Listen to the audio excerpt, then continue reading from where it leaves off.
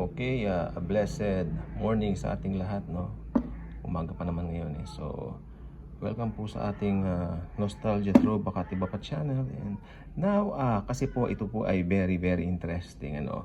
Marami na pong nailabas na ganitong album si Taylor Swift na version, pero ito pong taglay ko pong ito ang original 2008 na original version o album ng Fearless ni Miss Taylor Swift na lumabas noong 2008. Tagal na po rin, ano?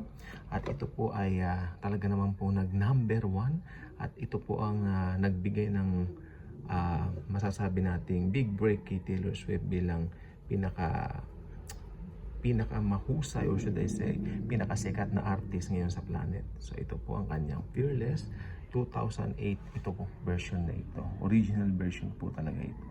So mag-tour po tayo regarding the 2008 version. Makikita po ninyo, ayan po siya. Saan ko po ito nabili? Sa Shopee. 234 pesos, no? Yan po.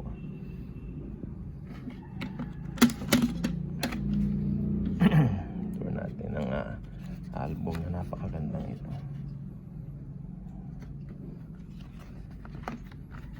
I-post na lang po niyo, that's why makita niyo po yung so that makita niyo po yung ang tawag dito.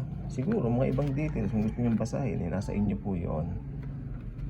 Nakagawa na po ako ng short nito, pero parang perspective something lang po yun to show the album. Pero ito po yung talagang may kasamang, syempre ninanarrate ko na sa inyo at pinapaliwanag ko kung ano nga bang istorya ng CD na ito ni Taylor Swift.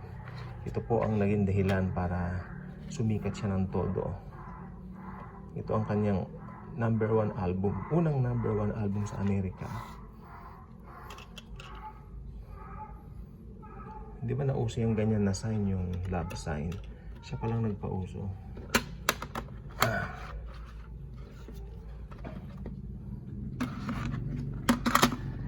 Yan. Okay. Ito po ay available po sa Shopee. Napakadami po. Tapos ngayon may Taylor version na po siya. Nagtataka po kayo marahil bakit may Taylor version.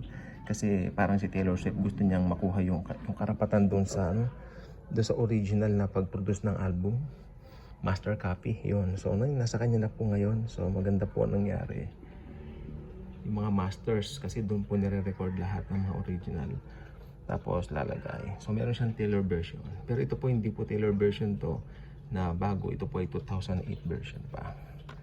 So ayun lang po, at ako ay nagpapasalamat sa pagsama po ninyo dito po sa ating Nostalgia Throwback at Iba Pa. Medyo matagal po akong hindi nag-vlog ng ganito, puro short lang po nakita nyo. So ngayon sumama kayo sa akin, maraming po salamat. At ito po ay ako po dito, yan, ganyan po natin. Napakaganda pong may bahagi ko po ito sa inyo. Natuwa po ako, nasa Shopee na po ito.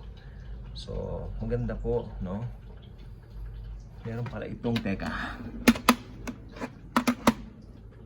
yan po yung mga awitin kung gusto nyo i-post na lang nyo. Siyempre nandiyan yung Fearless, yung 15, Love Story at iba pa na nagpasikat sa kanya ng todo.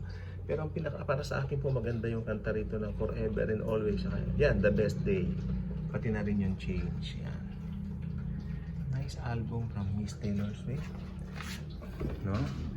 Fearless by Taylor Swift, original 2008 pressing. So marami po US pressing actually. So thank you very much po sa pagsama niyo po sa akin dito sa umagang ito ng Taylor Swift's Fearless US pressing vlog, no? Yun lang po.